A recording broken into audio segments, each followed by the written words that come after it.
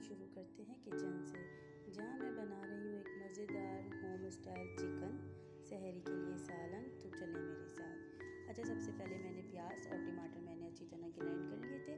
پھر اس کے بعد میں نے پیاز کو اچھی طرح میں نے براؤن کیا، اور جب میں نے براؤن کیا پیاز تو پھر میں نے اس کے ساتھ ٹماٹر ڈالے۔ ٹماٹر کے ساتھ میں نے چکن اور لہسن ادرک کا پیسٹ بھی میں نے ڈال دیا تھا۔ اچھا، اس کی اچھی طرح میں نے بنائی کر کے پھر اس کے بعد میں نے مسالے ڈالے، اور یہ آپ لوگ دیکھ رہے ہیں جیسے گھر کے مسالے میں نے ڈالا تھا۔ پھر اس کے بعد میں نے اچار گوشت کا مسالہ بھی ڈال دیا تھا، تھوڑا سا بہت کہ ٹیسٹ آ جائے، زیادہ نہیں ڈالا میں نے، ٹھیک ہے۔ اور آپ یہ دیکھیں اب یہ اچھی طرح اس کی بنائی ہو رہی تھی سالن کی، ٹھیک ہے۔ پھر میں نے تھوڑی دیر کے بعد ہلکی آنچ کر دیا تھا، اور تھوڑی دیر کے بعد میں نے چمچ پھرنے لگی تھی، اور ہری مرچیں بھی میں نے ساتھ ڈال دی تھی کہ اچھی طرح ہری مرچوں کی بھی بنائی ہو جائے۔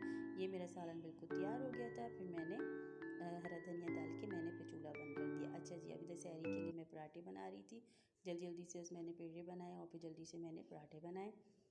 تو یہ آپ دیکھ لیں میں پراٹھا بنا رہی تھی۔ اچھا، میں جو ہے پراٹھے جو اصل میں دیسی گھی کے بناتی ہوں، تو کیونکہ دیسی گھی بہت اچھا بھی ہوتا ہے، تو اس کی وجہ سے۔ اچھا، پھر اس کے بعد میں نے یہ چائے چڑھا دی تھی، ٹھیک ہے۔ پھر میں نے چائے بنائی، پھر پتی، دودھ، چینی میں نے سب ڈال کے میں نے چائے بنائی، اور پھر میں نے چائے بنا کے پھر میں نے یہ سرو کرا، آپ دیکھ سکتے ہیں۔ پھر جب میری چائے بن گئی تھی تو میں نے جلدی سے چائے نکالی۔ پھر اس کے بعد یہ دیکھیں، پھر گرم گرم پراٹھے، گرم گرم سالن، اور یہی ہوتی ہیں گھر کی چھوٹی چھوٹی خوشیاں، سب سے خاص ہوتی ہیں۔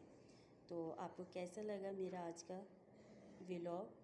تو کمنٹ میں ضرور بتائیے گا۔ اللہ حافظ۔